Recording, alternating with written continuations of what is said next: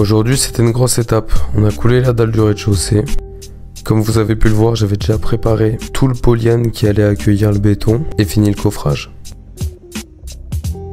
Là le béton que j'avais commandé c'était de l'auto-nivelant fibré, histoire de faciliter la mise en œuvre et de ne pas devoir utiliser de treillis. Une fois la toupie arrivée, on a commencé à béner. Au début on a rempli des brouettes, histoire d'aller niveler la pièce du fond, où il y aura par la suite la salle de bain et le local technique. Ensuite on a pu attaquer la salle principale qui sera la salle de vie, la chambre et la cuisine, en vidant directement la toupie à même le sol. Restait plus qu'à vérifier les niveaux et tirer un peu où il en manquait. Mais en auto-nivelant, c'était un vrai jeu d'enfant.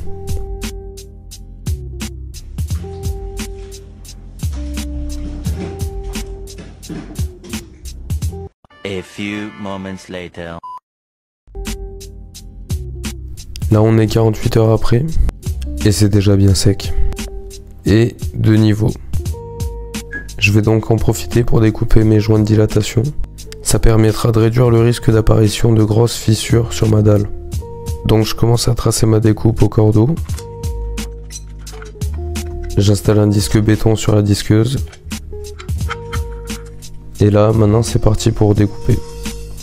Alors ça crée vraiment beaucoup de poussière, mais c'est une étape obligatoire.